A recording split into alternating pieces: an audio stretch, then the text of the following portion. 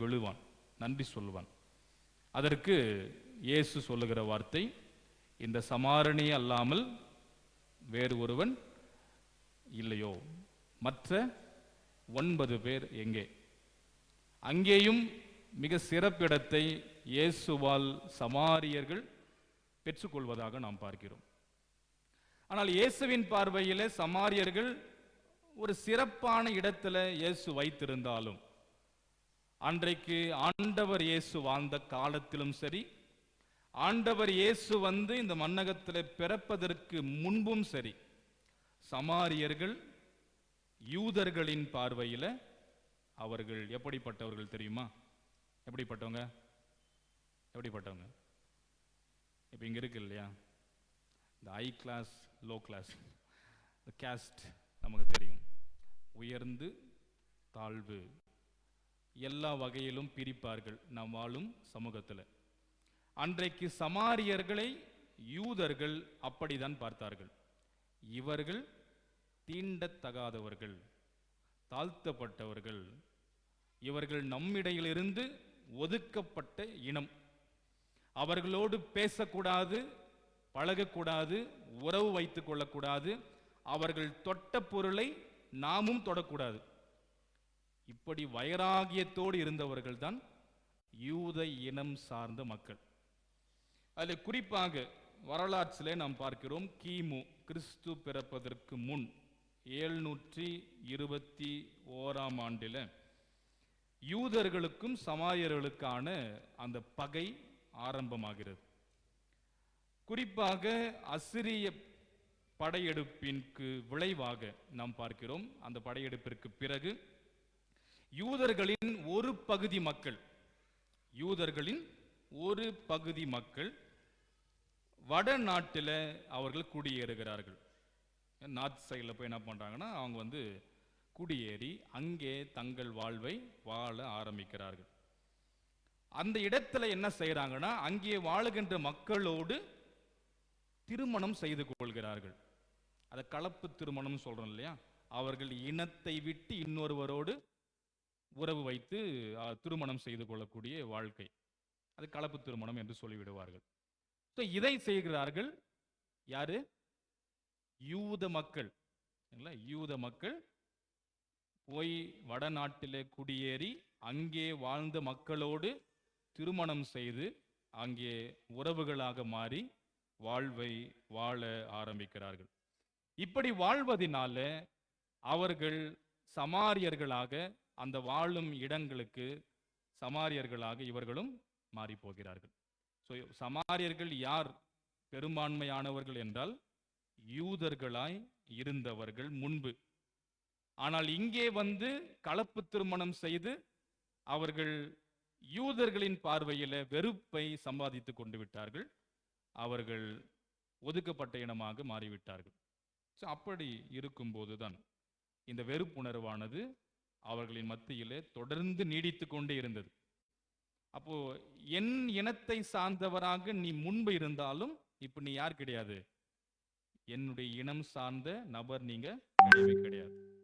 பெரிய துரோகத்தை நம் இனத்திற்கு செய்து விட்டீர்கள் என்று சொல்லி யூதர்களாயிருந்தாலும் அவர்களை சமாரியர்களாக அவர்கள் பார்த்து அவர்களை வெறுத்து ஒதுக்கி இருந்தார்கள் அன்றைக்கு வாழ்ந்த யூத மக்கள். இப்படி இருக்கக்கூடிய சூழலில்தான் இயேசுநாதர் 4ஆம் அதிகாரத்தினுடைய ஆரம்பத்திலிருந்தே நாம் வாசிக்கிறோம்.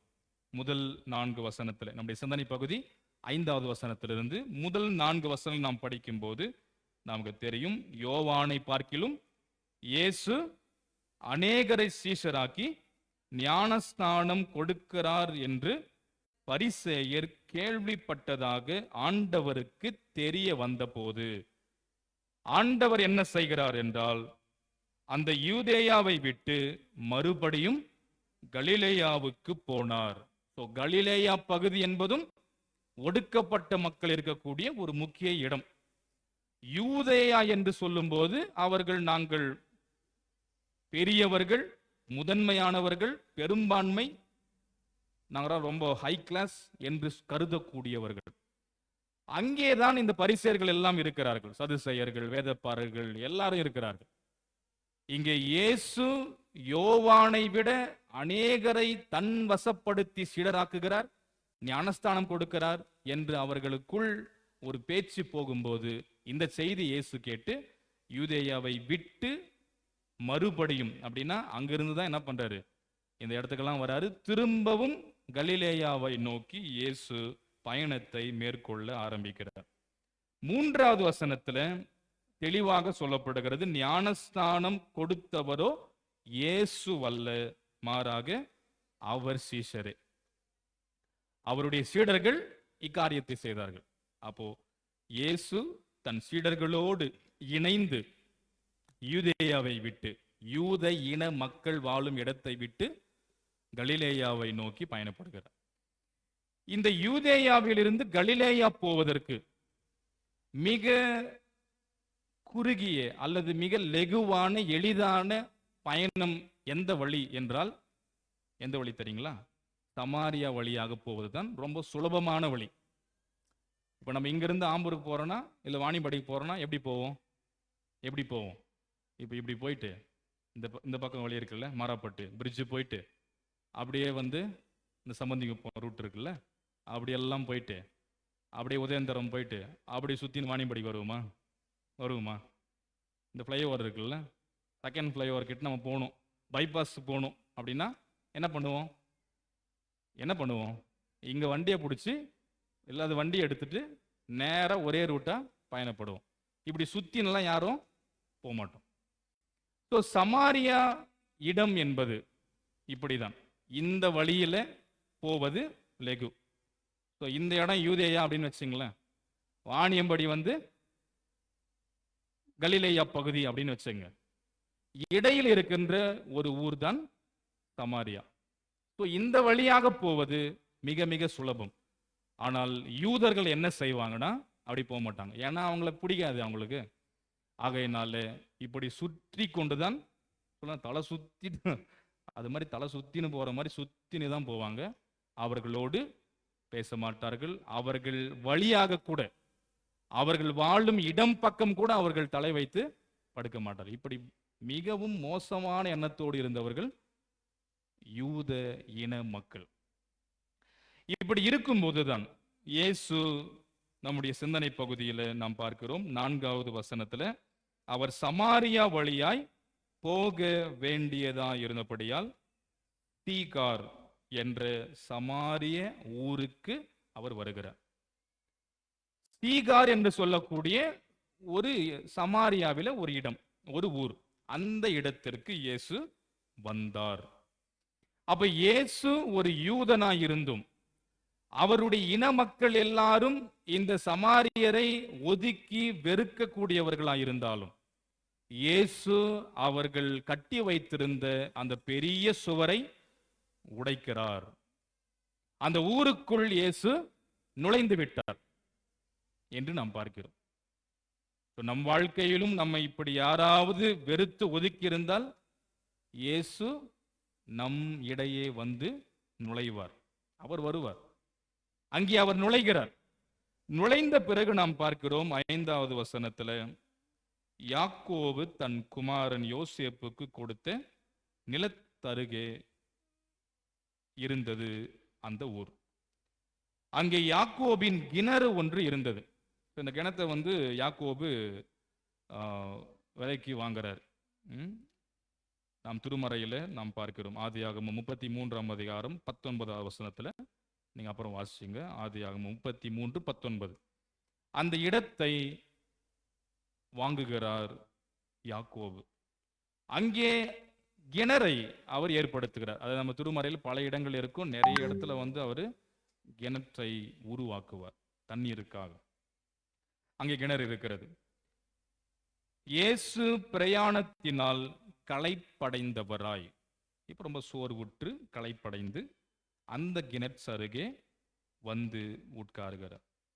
அந்த நேரம் ஏறக்குறைய 6வது வசனத்துல ஏறக்குறைய 6ஆம் மணி வேளையாய் இருக்கும். 6ஆம் மணி வேலை அப்படின்னு சொல்லும்போது நம்முடைய கணக்குப்படி 12 மணி. சரிங்களா? 12 மணி எப்படி இருக்கும்? இப்போ நமக்கு நல்லா வெயில் ஸ்டார்ட் ஆயிடுச்சு. நிறைய சொன்னாங்க, பூமியை விட்டு சூரியன் ரொம்ப தொலைவில் போயிடுச்சு, அங்கே போயிடுச்சு, இங்கே போயிடுச்சு, அப்படிலாம் சொன்னாங்க. அதனால வந்து நமக்கு குளிர், பனிக்காலம் ரொம்ப அதிகமாக ரொம்ப நாள் இருக்குன்னுலாம் சொன்னாங்க. ஆனால் வெயில் ஸ்டார்ட் ஆயிடுச்சுல்ல, ரொம்ப வெப்பம் அதிகமாக இப்போ இருக்குது. ஸோ 12 மணி உச்சி வெயில், ரொம்ப பயங்கரமான வெயில் நமக்கு இருக்கும். நம்மால் தாங்க முடியாது, ஏற்றுக்கொண்டு வெளியில் நம்ம நடமாட முடியாது, பயணிக்க முடியாது.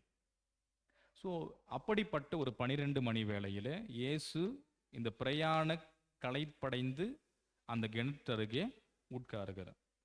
அப்படி உட்கார்ந்து கொண்டிருக்கும் போதுதான் அந்த இடத்திற்கு ஒரு பெண், சமாரிய பெண் ஒருவர் தண்ணீர் மொள்ள வந்தாள்.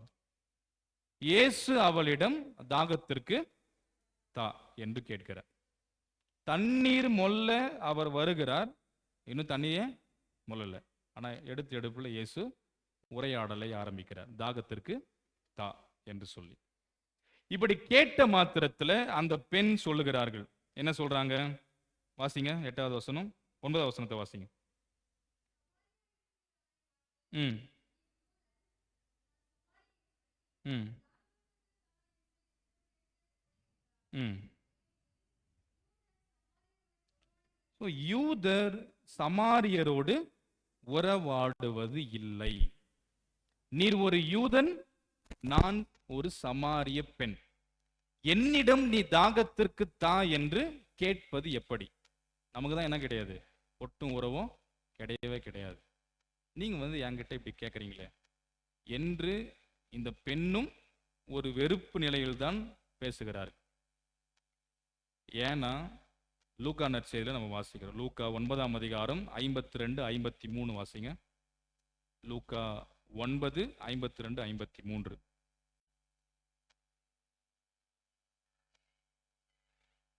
ம்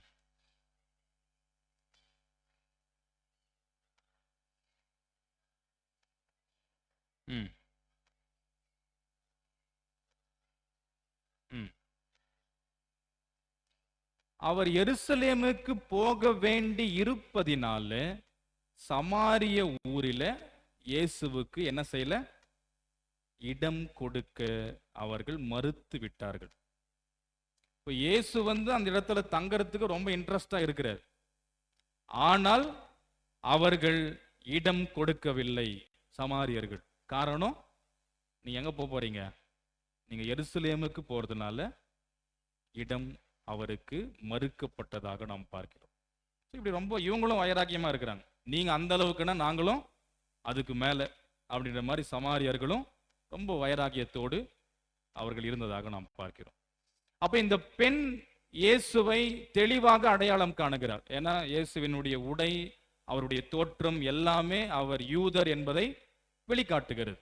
அவர் புரிந்து கொள்கிறார். நீர் ஒரு யூதன், நான் சமாரிய பெண், எப்படி கேட்கிறார் என்று அவரிடத்துல தொடர்ந்து பேசுவதை நாம் பார்க்கிறோம். அப்படி இருக்கும்போது இயேசு ஆண்டவர் தொடர்ந்து உரையாடலை நீடித்து கொண்டே போகிறார். அப்படி நீடித்து கொண்டே போகும்போது அந்த பெண் இயேசுவை எந்த அளவிற்கு புரிந்து கொள்கிறார் என்பதை படிப்படியாக நாம் பார்க்கிறோம்.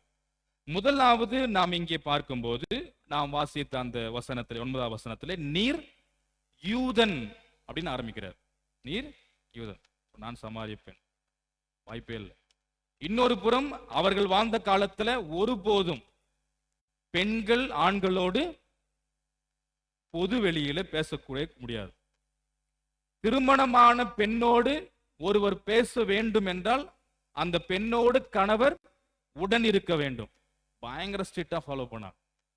மிக எளிதில் ஒரு பெண்ணோடு ஒரு ஆண் பேசுவது அவர்களிடத்தில் ஒரு பெரும் குற்றமாக பார்க்கப்பட்டது.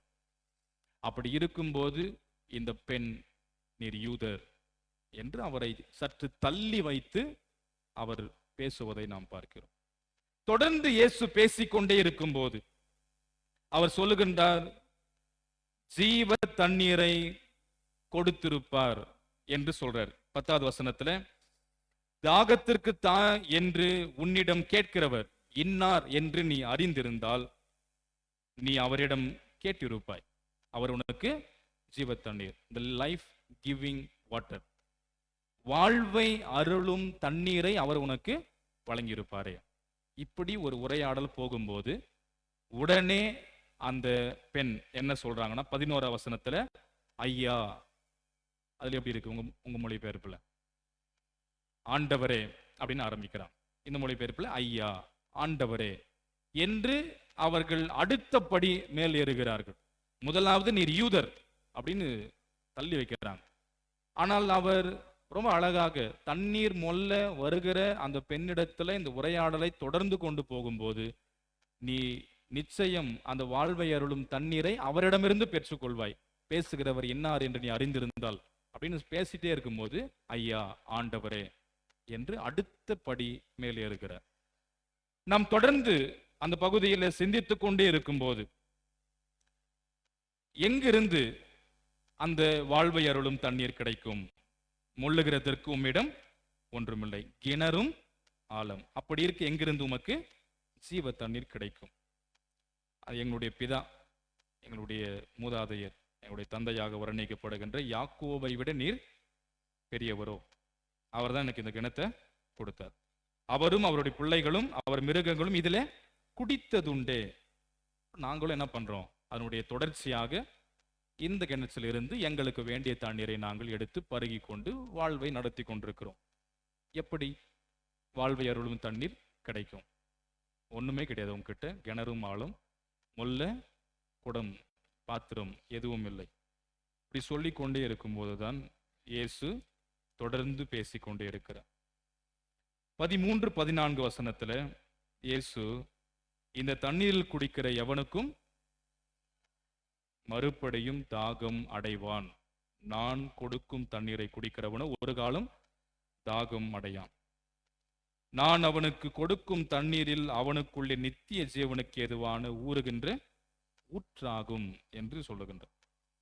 அந்த தண்ணீரை 15ஆம் வசனத்துல அவரை பார்த்து, ஐயா, ஆண்டவரே, எனக்கு தாகம் உண்டாகாமல் இருக்க நான் தண்ணீர் மொல்ல இவ்வளவு தூரம் வளாமல் இருக்கும்படி அந்த தண்ணீரை எனக்கு தாரும் என்று கேட்கிறார்கள். ஏன்னா இவ்வளவு தொலைவு நான் எடுத்துட்டு போனோம், உச்சி வெயில் நேரம், என்னால் முடியவில்லை. அந்த வாழ்வை அருளும் இல்லையா, தாகமே ஏற்படாத தண்ணீர் கிடைத்து விட்டால் என்ன பண்ணலாம்? நான் வீட்டிலே இருந்து என்ன பண்ணுவேன், அந்த தண்ணீரை நான் அருந்தி கொண்டு திருப்தியோடு இருப்பேன், அதை எனக்கு கொடும் என்று பேசிக்கொண்டே வருகிறார். இப்படி சொல்லிக்கொண்டே இருக்கும்போதுதான் 16வது வசனத்துல இயேசு சொல்கின்றார், நீ போய் உன்னுடைய புருஷரை அழைத்து கொண்டு வா அப்படின்னு சொல்ற. அதற்கு அந்த அம்மா என்ன சொல்றாங்க? எனக்கு புருஷன் இல்லை, கணவர் எனக்கு இல்லை. எனக்கு புருஷன் இல்லை என்று நீ சொல்றது சரிதான். அந்த அம்மா தெளிவா சொல்லிடுறாங்க, எனக்கு கணவர் இல்லை, நீ சொல்றது சரிதாமா, உனக்கு 5 புருஷர் இருந்தார்கள், இப்பொழுது உனக்கு இருக்கிறவனோ உன் புருஷன் என்று நீ சொன்னது உண்மையே என்று இயேசு சொல்லுகிறார். அப்போ கணக்குப்படி இங்கே 5 புருஷர் இருந்ததாகவும் 6வது புருஷர் இருக்கிறாரு, அவரும் உனக்கு என்ன கிடையாது, புருஷன் அல்ல என்பதை இயேசு இங்கே பதிவு செய்கிறார். இதற்கு பல விளக்கங்கள் கொடுக்கப்படுகிறது. இதற்கு எடுப்பிலே இறையல்லாளர்கள் சொல்லக்கூடிய கருத்து என்பது ரொம்ப வித்தியாசமானது. நானும் அப்படிதான் பார்க்கிறேன். இது ஒரு பெரிய டிபேட்டே இருக்கு. எங்கேயாவது இயேசுவினுடைய உரையாடல்ல ஒரு விபச்சாரத்தில் பிடிப்பட்ட பெண்ணை நிற்க வைக்கும் போது அவன் மேல கல்லெறியலாம், இதெல்லாம் நடக்கும்போது இறுதியில இயேசு, நானும் உண்மை தீர்ப்பிட மாட்டேன், நீ போய் என்ன செய்ய, பாவம் இல்லாத வாழ்க்கையை வாழ், மீண்டும் பாவம் செய்யாது என்று அனுப்பிவிடுவார். எல்லா பகுதியிலும் அப்படிதான் ஆல்மோஸ்ட் இருக்கும். இங்க இந்த உரையாடல்ல இப்ப தண்ணீர் மொல்ல வராங்க, இந்த டாபிக் அப்படியே என்ன ஆகுது, ரொம்ப வாழ்வை அருளும் தண்ணீரை கொடுப்பேன் என்று இயேசு பேசிக்கொண்டே வருகிறார். இந்த பேசிக்கொண்டே இருக்கும்போது புருஷனை கூட்டிட்டு வா அப்படின்னு சொல்லும் போது புருஷன் இல்லை. இந்த உரையாடல் ஏன் வந்தது? இந்த புருஷன் இல்லை அப்படின்னு சொல்லும் போது உடனே நம்ம ஆளுங்க என்ன பேச ஆரம்பிக்கிறாங்கன்னா, அவர் ஒரு பாவியான பெண், அவள் ரொம்ப ஒரு விபச்சார வாழ்க்கையை வாழ்ந்தவள், அப்படி நிறைய கருத்துக்களை முன்வைக்கிறார்கள். ஆனால் இறையலாளர்கள் ஆழமாக இத்திருமறை பகுதியை சிந்திக்கும் போது இந்த புருஷர் என்கின்ற வார்த்தைக்கு எபிரேயத்துல பாகால் என்று அர்த்தம். பாகால் என்று சொல்லும் போது தெய்வம் இல்லையா, கடவுளை குறிக்கிறது. அவங்க வழிபடுகின்ற அந்த பொய் தெய்வம், வேறு தெய்வத்தை குறிப்பதுதான் பாகால் தெய்வம். அப்ப புருஷன் கணவர் என்பது பாகால் என்று எபிரேயத்தில் சொல்லப்படுகிறது, பாகால் என்கின்ற ஒரு தெய்வத்தை பற்றி. இந்த சமாரியர்கள் முன்பு 5 தெய்வத்தை அவர்கள் வழிபட்டு கொண்டிருந்தார்கள். நாம் குறிப்பாக திருமறையிலே பார்க்கிறோம், 2 ராஜாக்களின் புத்தகத்துல 17ஆம் அதிகாரம் 24வது வசனத்தை வாசிங்க. 2 ராஜாக்கள் 17:24. 2 ராஜாக்கள் 17:24.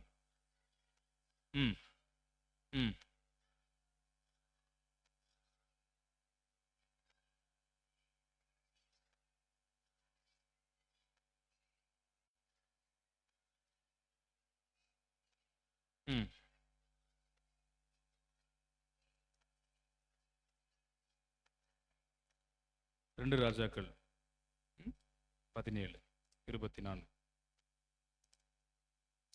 தொடர்ந்து வாசிங்க.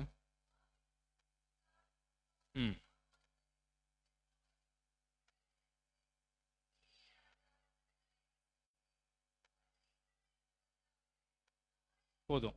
அங்கே குறிப்பிடப்பட்டுள்ள சில பெயர்கள் இருக்கிறது. இந்த பெயர்கள் எல்லாம் அவர்கள் வழிபட்ட தெய்வத்தின் பெயர்கள், அவர்கள் வழிபட்ட கடவுளின் பெயர். ஒரு 5 கடவுள்கள் பற்றி அங்கே இடம் பெற்றிருக்கும். இறுதியாக இதைதான் இங்கே ஒப்பிட்டு சொல்கிறார்கள். 5 புருஷர்கள், அந்த பாகால் தெய்வம் உங்களுக்கு இருந்தது, அந்த தெய்வத்தை நீங்கள் மிக ஆழமாக வழிபட்டீர்கள், இப்பொழுது இருக்கின்ற அந்த கணவரும் உன் கணவர் அல்ல அப்படின்னு சொல்லும்போது, இந்த சமாரியர்கள் இறுதியாக மோசே கொடுத்த அந்த தோரா என்கின்ற அந்த 5 ஆகமும், மோசையின் நூல், முதல் 5 ஆகமும் இல்லையா, ஆதி ஆகமும், யாத்திரை ஆகமும், என்னாகமும், இது தோரா அப்படின்னு சொல்லுவாங்க. 5 ஆகமங்கள், மோசையின் ஆகமங்கள். இதை அவங்க ஏற்றுக்கொண்டார்கள். ஏற்றுக்கொண்டு யெகோவா யாவே இறைவனை வழிபட்டார்கள். ஆனாலும் அந்த வழிபாடு இறைவன் விரும்பும் வழிபாடாக இல்லை. ஆகையினால இங்க இயேசு சொல்லுகின்ற அந்த வார்த்தைகள் சமாரிய பெண்ணோடு, இப்பொழுது இருக்கிற கணவரும் உன் கணவர் அல்ல. அப்போ இப்பொழுது நீங்கள் வழிபடுகின்ற தெய்வத்தையும் நீங்கள் முறையாக சரியாக வழிபடவில்லை என்று குறிப்பிடுவதாகவும் சொல்லுகிறார்கள். ஏனென்றால் எங்கேயாவது இயேசு நீ திரும்ப போயிட்டு என்ன பண்ணு, ரொம்ப பாவமான வாழ்க்கையை வாழ்ற, நீ போய் நல்ல ஒழுங்க வாழு அப்படின்னு சொன்னதாக இடமே இல்லை. பாவமான பெண் என்றும் அடையாளப்படுத்தவில்லை. இந்த பெண் இன்னொரு கருத்தையும் சொல்லுகிறார்கள். இந்த சமாரியர்களினுடைய பிரதிநிதியாகவும் அந்த பெண் காணப்பட்டாள். இவர்கள் எல்லோரும் வாழ்ந்த அந்த ஒரு வாழ்க்கை பொய்யான தெய்வத்தை, உண்மையான தெய்வத்தை விட்டுவிட்டு பொய் தெய்வத்தை வழிபட்டு 5 கடவுள்களை அவர்களுக்கு என்று வைத்துக் கொண்டு வழிபட்டு இறுதியில யெகோவாவை ஆகிய கடவுளை ஏற்றுக்கொண்டும் முறையாக வழிபடவில்லை என்று சொல்லி இயேசு இங்கே இப்பெண்ணோடு அந்த புருஷர் பாகால் இறைவன் இதை மையப்படுத்தி சொல்வதாகவும் ஒரு கருத்தை முன்வைக்கிறார்கள். இன்னொரு புறம் உபாகமத்தின் புத்தகத்துல 25ஆம் அதிகாரம் 5வது வசனத்தை வாசிங்க. உபாகமம் 25:5.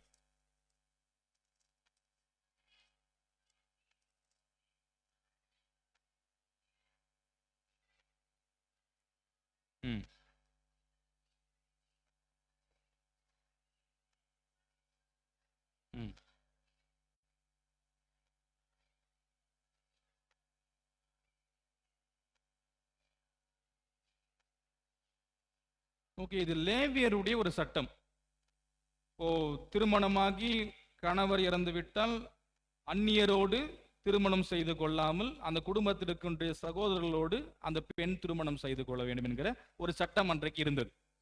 இதை நற்செய்தியிலும் சதுசேயர்கள் இயேசுவினிடத்தில் உரையாடும் போது இத்தனை பேரை கல்யாணம் பண்ணி இந்த முறைமைப்படி மரித்து விட்டால் உயிர்த்தெழுதலில் யாருக்கு அந்த பெண் மனைவியாக இருப்பாள் அப்படின்னு ஒரு கேள்வி வைப்பாங்க. லேவியரின் சட்டப்படி இப்படியும் இருந்தது. அப்ப ஒருவேளை இந்த 5 கணவர்களோ அல்லது தற்போது இருக்கின்ற அந்த 6வது கணவரோ ஒருவேளை எப்படி இருந்திருக்க கூடும்? எப்படி இருக்கலாம்? கல்யாணம் பண்ணி அவருக்கு மதித்த பிறகு சகோதரர்களை கல்யாணம் பண்ணி இப்படியும் ஒருவேளை லேவியரின் சட்டத்தையும் பின்பற்றி அவர்கள் வாழ்ந்திருக்க கூடும். சட்டப்படி என்னதான் அவங்களுடைய முறைமைப்படி இது சரிதான் இல்லைங்களா? பல விளக்கங்கள் இருக்கு. ஆனால் அதிகமாக என்ன சொல்றாங்கன்னா சிம்பிளா அது ஒரு பாங்கான பெண். ஏன்னா அவங்க பார்த்த மாதிரி நாமும் பார்க்க ஆரம்பிச்சோம். அவங்க உறுதிப்பட்டவங்க, அவங்க பேசக்கூடாது அப்படின்னு அவங்க பார்த்த மாதிரி அவங்க இப்படிதான் இருப்பாங்க. எல்லா இடத்திலும் மிக சிறப்பாக இயேசு அவர்களை அடையாளப்படுத்துகிறார். ஆரம்பத்தில் சொன்ன மாதிரி நல்ல சமாரியம் இருக்கட்டும், ஒருவன் நலம் பெற்று நோயாளியாக இருந்து நலம் பெற்று நன்றி சொல்லுவார், எல்லாமே சிறப்பாக காட்டுகிறார். அப்படி இருக்கும்போது இந்த சமாரிய பெண்ணும் மிக சிறப்புக்குரியவராகத்தான் இங்கே காண்பிக்கிறார். ஆனால் அது வேறு வழியாகவும் மக்கள் புரிந்து கொள்கிறார்கள். என்னுடைய சிந்தனை பகுதி நான் அப்படி ஏற்றுக்கொள்ளவே எங்கேயும் இயேசு அதை குறிப்பிடவில்லை.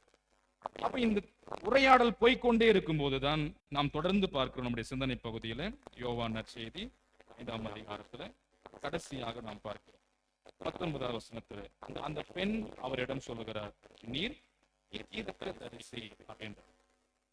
ஏனென்றால் எங்கள் வாழ்க்கையில் நடந்தவைகள் எல்லாவற்றையும் நீங்கள் எடுத்து முன்வைக்கிறீர்கள். அப்ப ஆரம்பத்துல நீர் ஒரு யூதன், அடுத்த படி போய் ஐயா ஆண்டவரே என்று சொன்னவள் அடுத்த படி ஏறி சொல்லுகிறார், நீர் ஒரு இறைவாக்கினர், தீர்க்கதரிசியாக நான் உண்மை பார்க்கிறேன். படிப்படியாக மேல் போய்கொண்டே இருக்கிறார்கள். தீர்க்கதரிசியாய் பார்க்கிறேன் என்று சொல்லிவிட்டு அடுத்தது அவர்கள் பேச ஆரம்பிக்கிறார்கள். 20வது வசனத்துல எங்களுடைய முன்னோர் இந்த மலையில தொழுது கொண்டார்கள். நீங்க சொல்றீங்க எருசலேமில் தான் தொழுது கொள்ளும். எங்கதான் தொழுது கொள்றது? தொழுது கொள்கின்ற இடம் அடுத்த சிக்கலை உருவாக்குகிறது. இது எப்ப ஆரம்பிச்சுன்னா, நான் ஆரம்பத்துல சொன்னேன் இல்லையா, கிமு 700வது ஆண்டுகளில இது ஆரம்பமாகிறது. அது குறிப்பாக 6ஆம் நூற்றாண்டில நாம் பார்க்கும்போது, கிமு 6ஆம் நூற்றாண்டில அந்த பாபிலோனிய அடிமைத்தனத்திலிருந்து மீண்டு வந்த யூதர்கள் எருசலேமிலே ஆலயத்தை கட்ட ஆரம்பிக்கிறார்கள். மீண்டும் புனரமைக்க, கட்டி எழுப்ப அவர்கள் ஆரம்பிக்கிறார்கள். அப்படி இருக்கும்போது அவர்கள் சமாரியர்களை ஒத்துழைக்க உதவிக்காக கேட்காமல் அவர்களை தள்ளிவிடுகிறார். ஏன்னா அவங்களுக்கு பிடிக்கல அவங்க பண்ண செயல். ஆகையினால மீண்டும் எருசலேம் ஆலயத்தை கட்டி எழுப்பும் போது சமாரியர்களை அவர்கள் உடன் வைத்துக் கொள்ளவில்லை. இது மிகப்பெரிய எரிச்சலை சமாரியர்களுக்குள் உருவாக்குகிறது. நாமும் அந்த கடவுளை தான் எருசலேமில் தான் வழிபட்டோம்.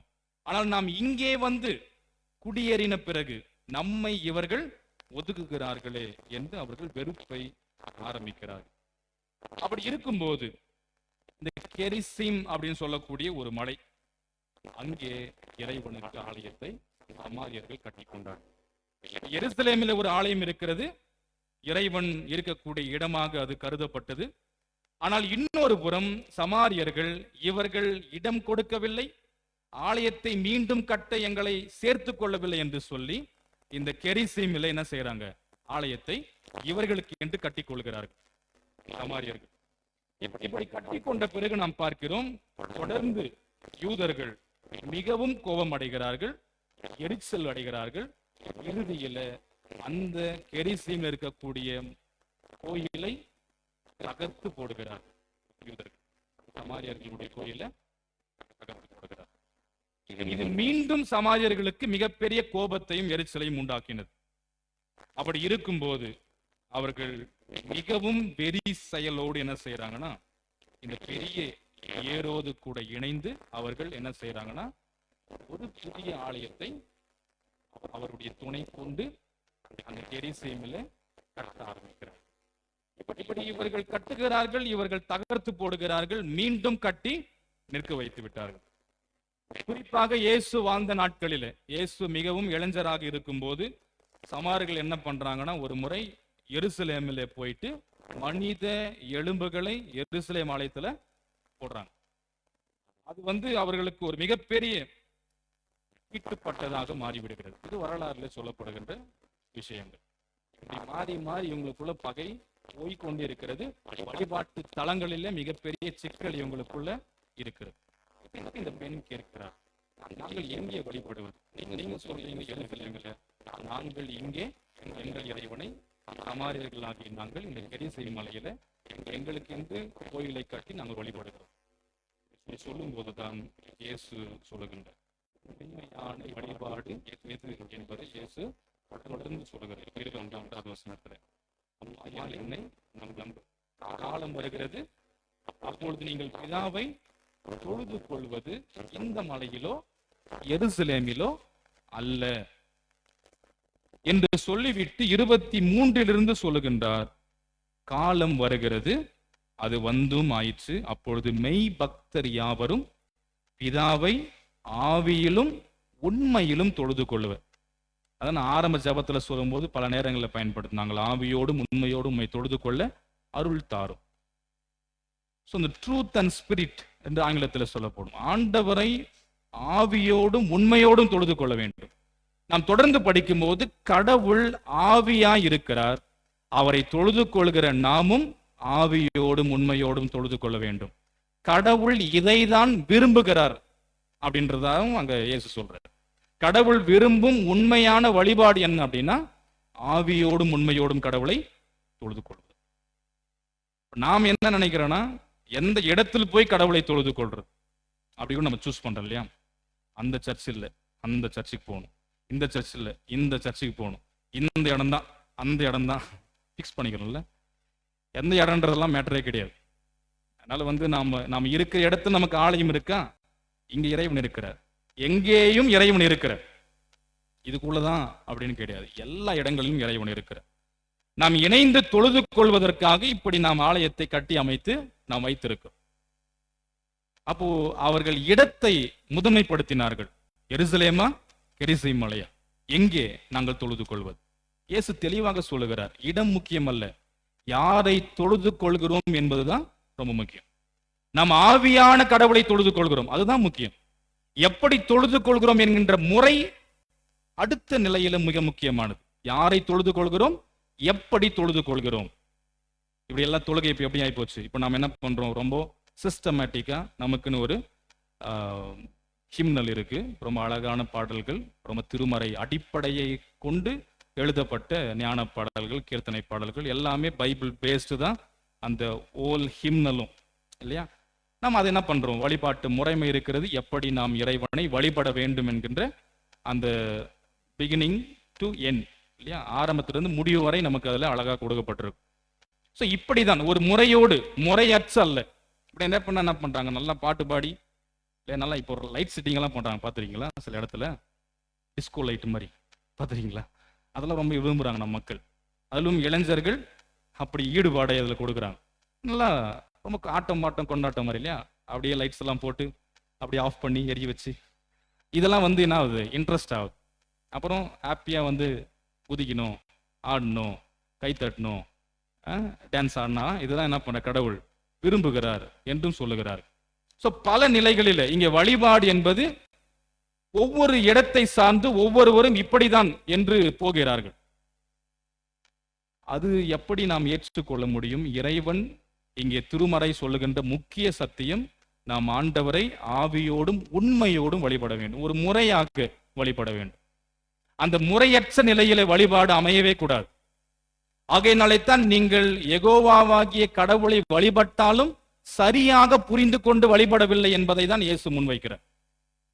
அப்போ அதை தான் நாம் செய்ய வேண்டும் என்று இயேசு இந்த உரையாடலை தொடர்ச்சியாக சொல்லிக் கொண்டு இருக்கும்போது அந்த அம்மா சொல்றாங்க 25வது வசனத்துல, கிறிஸ்து எனப்படும் மேசியா வருவார் என்று எங்களுக்கு தெரியும். அவர் வரும்போது எல்லாத்தையும் எங்களுக்கு சொல்லுவார் என்றும் எங்களுக்கு தெரியும். சொல்லும்போது இயேசு சொல்லுகின்றார், உன்னுடன் பேசும் நானே அவர். நான் தான் கிறிஸ்து, நான் தான் மேசியா. அந்த பெண் உடனடியாக என்ன செய்யறாங்க அப்படின்னா, அந்த குடத்தை அப்படியே விட்டுட்டு, அவங்க வந்த நோக்கம் இந்த நேரத்துல வந்து யாரும் இல்லாத நேரத்துல தண்ணீர் எடுத்துக்கொண்டு விரைந்து இல்லம் போக வேண்டும். இதுதான் அவருடைய முக்கியமான நோக்கம். வந்தார்கள், இன்னும் அந்த குடத்திலே தண்ணீர் நிரம்பவில்லை, எடுத்து அவர்கள் இல்லம் போகவில்லை, மாறாக எல்லாத்தையும் அப்படியே விட்டுட்டாங்க. விட்டு விட்டு ஊருக்குள் போகிறார்கள். ஊருக்குள் போய் அவர்கள் சொல்லுகிறார்கள், வாருங்கள், நான் செய்த எல்லாவற்றையும் இவர் சொல்லுகிறார், அவரை வந்து பாருங்கள், அவர் கிறிஸ்து தானோ என்று சொல்கிறார். முதலாவது அந்த பெண், நீர் யூதர் என்று சொன்னார். இரண்டாவது, ஐயா ஆண்டவரே என்று சொன்னார். மூன்றாவது, நீர் தீர்க்கதரிசி என்று சொன்னார். நான்காவதாக, இப்படி ஒதுக்கி யூதர் என்று பார்த்த அந்த சமாரிய பெண் அவரை கிறிஸ்து மேசியா என்கிற நிலைக்கு மேல் வைத்து அந்த பெண் பார்த்தாள் என்று நாம் பார்க்கிறோம். பார்த்தது மாத்திரமல்ல, எல்லோரையும் இயேசுவினிடம் அழைத்து கொண்டு வந்தார். அதனாலதான் இந்த 2 திருமறை பகுதி, நம்ம கடந்த வார திருமறை பகுதி 3ஆம் அதிகாரத்துல நிக்கோதேமை எடுத்துக்கொண்டாலும் சரி, இந்த 4ஆம் அதிகாரத்துல சமாரிய பெண் எடுத்துக்கொண்டாலும் சரி, மிக சிறப்பு. இதுல என்ன அப்படின்னு பாத்தீங்கன்னா, அந்த நிக்கோதேமு அப்படின்ற அந்த மனுஷனை நம்ம போன வாரத்துல பார்த்தோம் இல்லையா, 3ஆம் அதிகாரத்துல. அதுல பார்க்கும்போது அவர் எப்படிப்பட்ட செல்வந்தன் என்று நமக்கு தெரியும். ஒரு உயர் பொறுப்பில, இல்லையா, பரிசேயன், சனகரிம் சங்கத்தினுடைய உறுப்பினர், பெரிய நிலையில இருக்கிறார். ஆனால் இங்கே நாம் சமாரிய பெண்ணை பார்க்கும்போது ரொம்ப ஒதுக்கப்பட்ட, ஓரங்கட்டப்பட்ட மக்கள், ரொம்ப தாழ்த்தப்பட்ட இனத்தை சார்ந்த பெண் என்று நாம் இந்த பக்கம் பார்க்கணும்.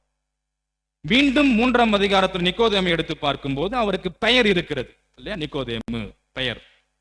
ஆனால் 4ஆம் அதிகாரத்தில் சமாரிய பெண்ணுக்கு பெயர் இல்லை, சமாரியா பெண், ஒரு இனம் மாத்திரம், இன சார்ந்த பெண் என்பதை மாத்திரம் குறிப்பிடப்பட்டுள்ளது.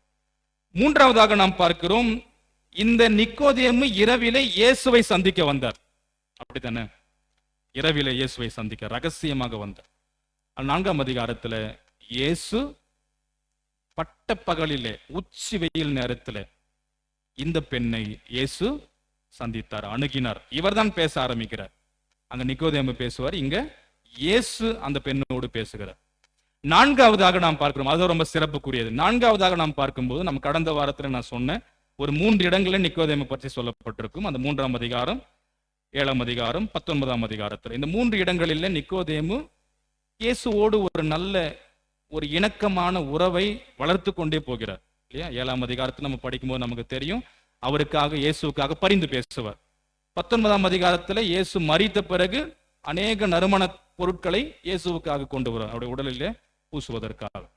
இப்படி பர்சனலா இயேசுவோடு ஒரு பெரிய கனெக்ஷன் அவருக்கு இருந்ததா நம்ம பார்க்கணும். ஆனால் எங்கேயாவது நிக்கோதேமு யாரையாவது இயேசுவினிடம் கொண்டு வந்தார் அப்படின்னா இல்லை. ஆனால் 4ஆம் அதிகாரத்துல சமாரிய பெண்ணை நாம் பார்க்கிறோம். அவள் ஊரையே என்ன செய்றா?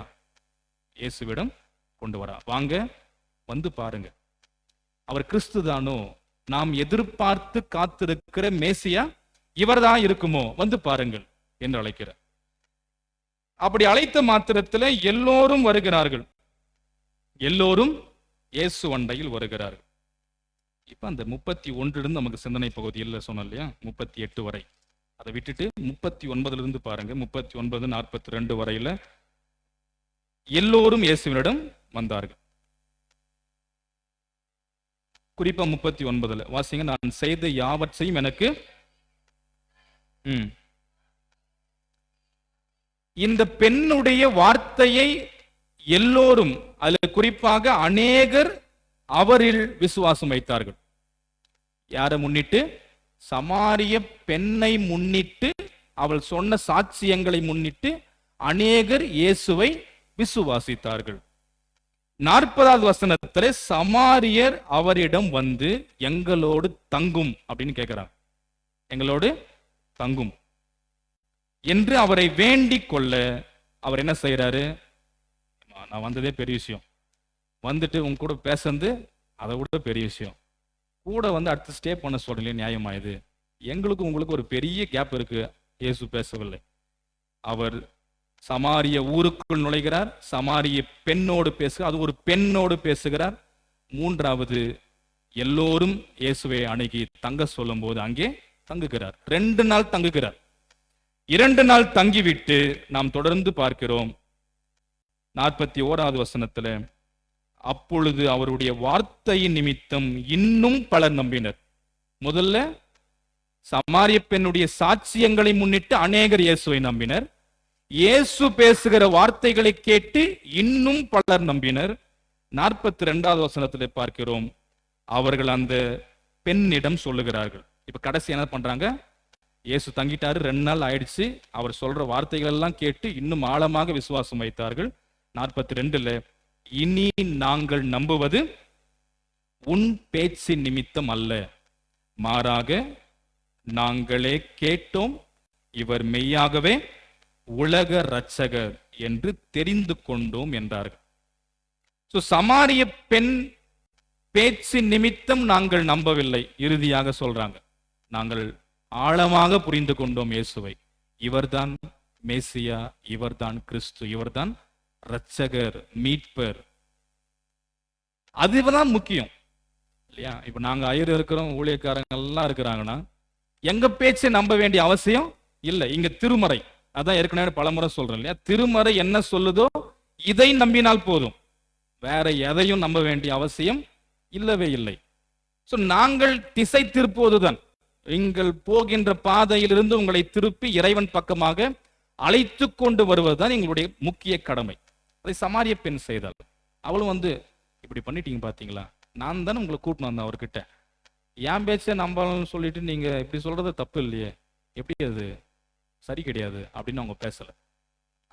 அந்த உரையாடல், அந்த நிகழ்வு அத்தோடு அப்படியே முடிவுக்கு வருகிறது இல்லையா 42வது வசனத்துல. இந்த பெண் எல்லோரும் ஆண்டவர் பக்கமாக வருவதற்கு மிகப்பெரிய காரணமா இருக்கிறார். ஒரு பெண் இறை பணியாளராக, ஊழியராக அவர் மாறுகிறார்.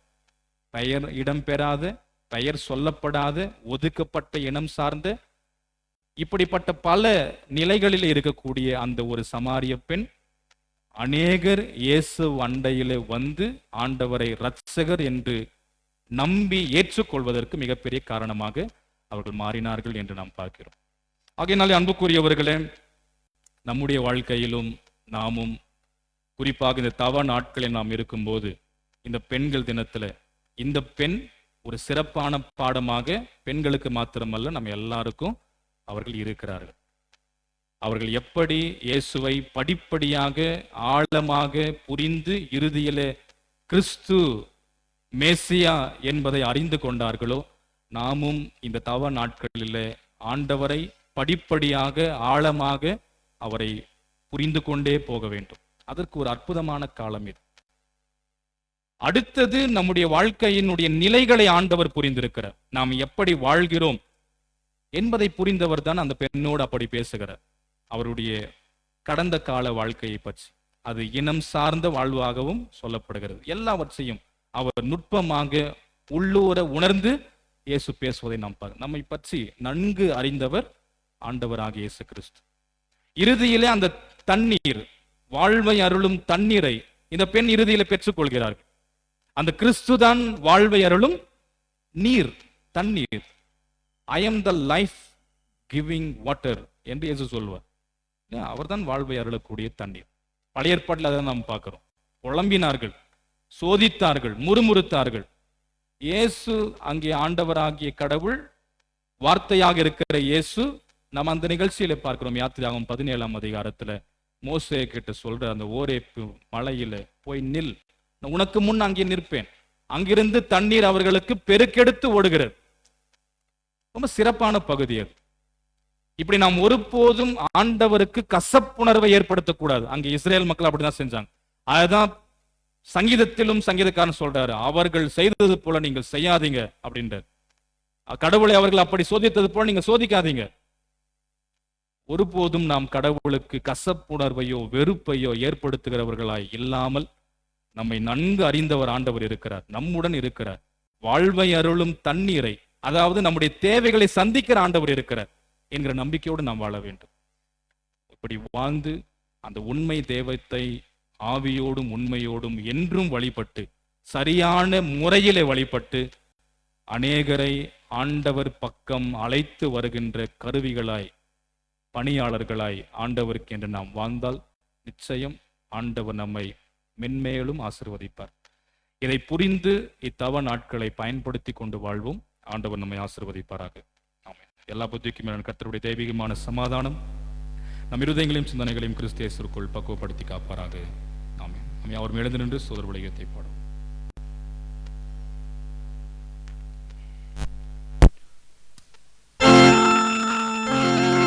கடவுளே, சுத்த இருதயத்தை என்னிலே சேரோ செய்யும், நிலைவரமான ஆவியை உள்ளத்திலே புதுப்பியும், உமது சமூகத்தில் நின்று என்னை தள்ளி விடாதேரும், உமது பரிசுத்த ஆவியை என்னிடத்திலிருந்து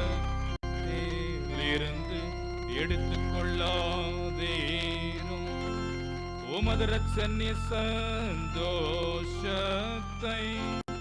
திரும்பவும் எனக்கு தாரும், உற்சாகமான ஆவி என்னை தாங்கும்படி ஜெபம் செய்வோம். வாழும் கடவுளே, நன்றி கலந்த இருதயத்தோடு உம்மை நோக்கி பார்க்கிறோம். மகிழ்ச்சி நிறைந்த இத்தவக்காலத்தின் 3வது ஞாயிற்றுக்கிழமைக்காக நன்றி சொல்லுகின்றோம். இக்காலை வேளையிலே உமது சமூகத்தில் இணைந்து உம்மை வழிபட அருள் புரிந்தமைக்காக நன்றி. நீர் தந்த உமது வார்த்தைகளுக்காக நாங்கள் சிறப்பாக நன்றி சொல்லுகின்றோம். சமாரிய பெண், ஒதுக்கப்பட்ட பெண், யூத மக்களால் வெறுக்கப்பட்ட இனம் சார்ந்த ஒரு நபராக ஆண்டவர் இயேசுவை நன்கு உணர்ந்து கொண்டவராய் யூதர் என்று சொல்லி, ஐயா ஆண்டவரை என்று ஆரம்பித்து, நீர் தீர்க்கதரிசியாக இருக்கக்கூடுமோ, நீர் தீர்க்கதரிசி என்று சொல்லி அவரை கிறிஸ்துவாக, மெசியாவாக, இரட்சகராக இப்பெண் புரிந்து கொண்டால், அநேகரை, அந்த ஊரில் உள்ள சமாரியர்களை ஆண்டவர் பக்கம் அழைத்து வந்தால், ஆண்டவர் அவர்களோடு கூட தங்கினார். அன்றைக்கு நீர் தங்கி இன்னும் ஆழமாக எல்லோரும் இவர் உண்மையாகவே இரட்சகர் தான் புரிந்து கொள்வதற்கு இப்பெண் மிகப்பெரிய காரணமாய் இருந்தால் என்று நாங்கள் பார்க்கிறோம். அன்பின் ஆண்டவரே, எங்கள் வாழ்க்கையிலும் தடைகள் எல்லாவற்றையும் உடைத்தெறிந்து எங்களோடு நெருங்கி வருகிறவர் நீர், எங்களோடு உரையாடுகிறவர் நீர். எங்களுக்கு வேண்டிய வாழ்வை அருளும் தண்ணீரை, எங்கள் தாகத்தை தணிக்கக்கூடியவர் நீர். எங்களுடைய தேவைகளை சந்தித்து மன நிறைவை வழங்கக்கூடியவர் நீர் என்பதை நாங்கள் தெளிவாக புரிந்து கொள்வோம். இதை புரிந்து ஆண்டவராகிய இறைவனை, ஆவியானவராகிய கடவுளை ஆவியோடும் உண்மையோடும் தொழுது கொண்டு முறையான தொழுகையை நாங்கள் என்றும் உமக்கென்று நாங்கள் வழங்கிட அருளைத்தான்.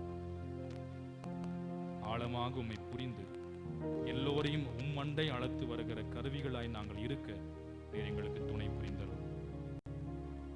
எங்களோடு தங்குகிறவர் நீர், எங்களோடு வசிப்பவர் நீர், எங்களோடு உரையாடி உறவாடுகிறவர் நீர் என்பதை அறிந்து உமக்கு நன்றி செலுத்துகிறோம்.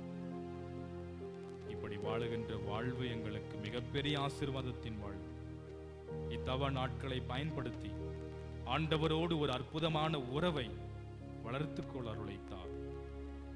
அன்றைக்கு இருந்த யூதர்கள் சமாரிகளுடைய அந்த முறிந்து போன உறவை மீண்டும் இயேசு புதுப்பித்தது போல எங்கள் வாழ்க்கையிலும் முறிந்து போயிருக்கிற உறவுகளை புதுப்பித்துக் கொள்ள, எல்லோரோடும் நாங்கள் ஒரு இணக்கமான உறவை ஆண்டவரிலே வைத்துக் கொண்டு வாழ அருளைத்தார். இந்த வாழ்வை வாழ்தல் ஆண்டவர் விரும்புகிறேன். இத்தவ நாட்கள் இதற்குரிய நாட்கள் என்பதை உணர்ந்து கொண்டு எங்களை நாங்கள் சரிப்படுத்தி கொண்டு வாழ அருளைத்தார். நம்மின் ஆண்டவரே, இந்த வார்த்தைகளினால் கடவுள் எங்களை ஆசீர்வதியும். தூய ஜேம்ஸ் லூதரன் நூற்றாண்டு திருச்சபைக்காக நன்றி சொல்கிறோம். திருச்சபை கர்த்தர் ஆசீர்வதியும்.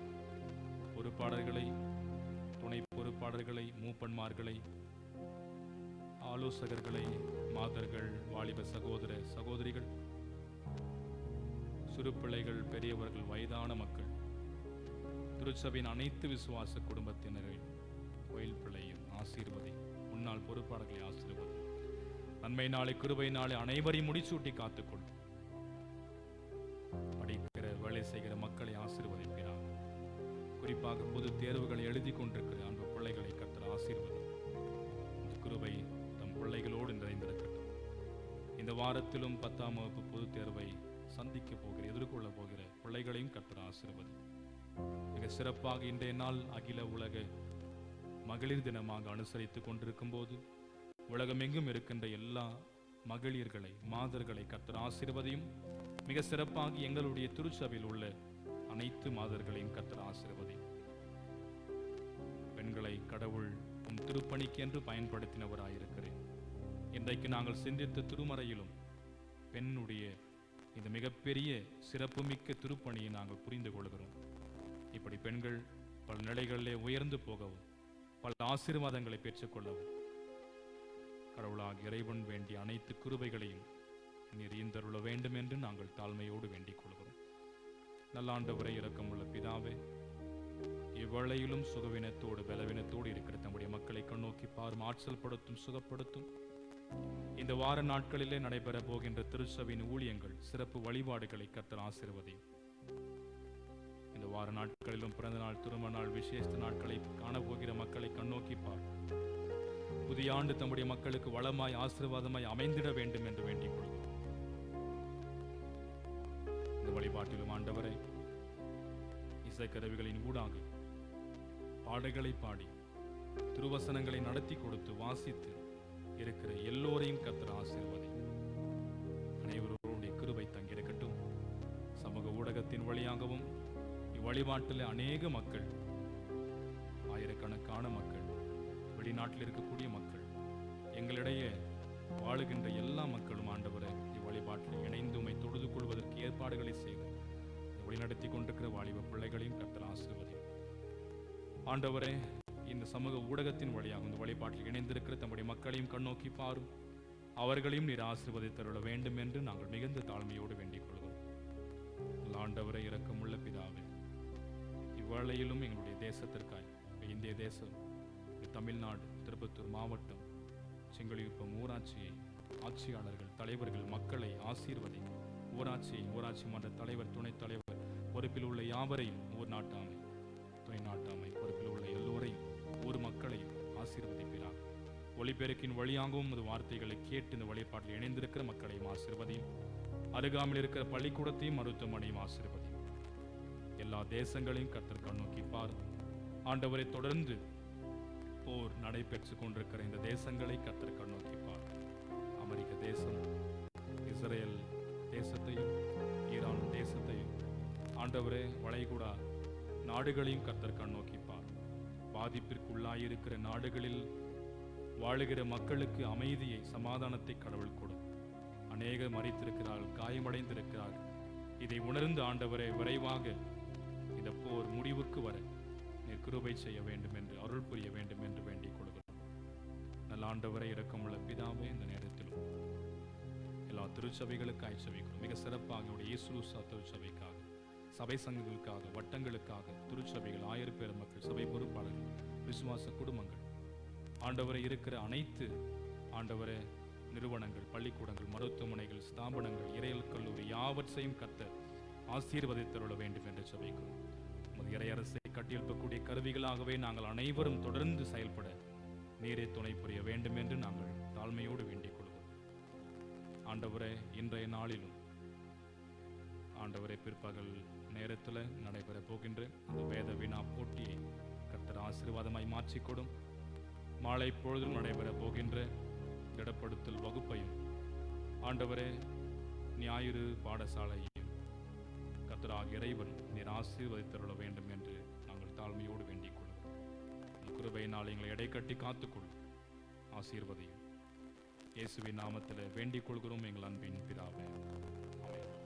பரமன்றிருக்க எங்கள் பிதாவே, நாம் பரிசுத்தப்படுவதாக, உமது ராஜ்யம் வருவதாக, சித்தம் பரமர செய்து புலபமிலையும் செய்யப்படுவதாக. உடைய ஆகாரத்தின் எங்களுக்கு தாரும். ராஜ்யம் வளமி மகிமையும் ஒரு அமர்ந்திருப்போம். வழிபாட்டுக்கு நிறைவு பாடலாகவும் காணிக்கை பாடலாகவும் 596வது கீர்த்தனை பாடல், ஆணிகள் பாய்ந்த கரங்களை விரித்து ஆவலா இயேசு உன்னை அழைக்கிறார் என்கிற பாடலை நாம் இணைந்து பாடுவோம். 596வது பாடல். இப்பாடலின் பொழுது நம்முடைய காணிக்கைகளை கர்த்தருக்கு எடுப்போம்.